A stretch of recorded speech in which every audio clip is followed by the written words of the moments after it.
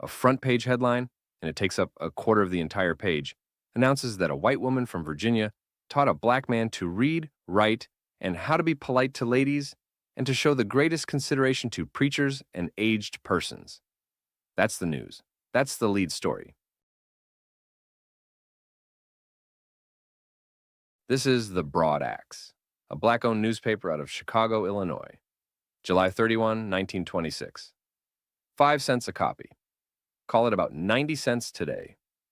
And the headline dominating the page is something else. It runs across 3 columns in massive type, and it reads in full, Mrs. John Spraker, who belonged to the proudest of the proud Anglo-Saxons of Newmarket, Virginia, imparted to Julius F. Taylor, who resided with her for 7 years, reading, writing, etc., etc., and how to be polite to ladies and to show the greatest consideration to preachers and aged persons. That is one headline. The story beneath it describes Taylor, the paper's own editor, crediting a white Southern woman for his entire education. The Broad Axe is running this as a point of dignity, not shame. The message is, look what he made of it. Down in the lower left column, there's a story headlined, Race Discrimination in Rockefeller Plant in Whiting, Indiana.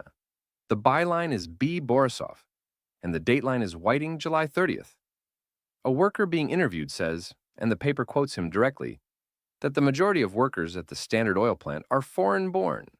The reporter asks, are there any Mexican workers? The answer, yes. Any Negroes? Just a few.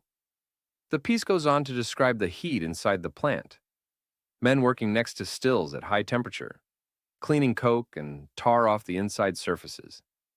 Foreign-born workers doing the most dangerous, exhausting work at the bottom of the pay scale. The paper names it plainly as discrimination. In 1926, that directness was not common in print. And then there's this item in the lower left of the page, the Rhinelander case out of White Plains, New York. Leonard Kip Rhinelander, a wealthy white socialite, had married Alice Jones, a woman whose family was of mixed race.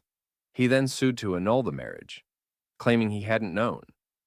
This story says he's now appealing the dismissal of that complaint, and that the jury which found against him had been shown, as the paper puts it plainly, his wife's color. A man tried to legally erase a marriage because of race. The court said no. The Broad Axe covered it. It was a national story in 1926, and the black press followed every beat of it with an intensity the white papers didn't match. What this page shows is a newspaper doing constant double work.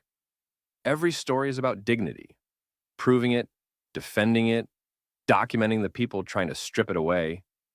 The Broad Axe covered the same world as the white Chicago papers of 1926, but it was covering a completely different experience of that world. Same city, same day, entirely different front page. Another front page tomorrow. If this one got you, there are plenty more.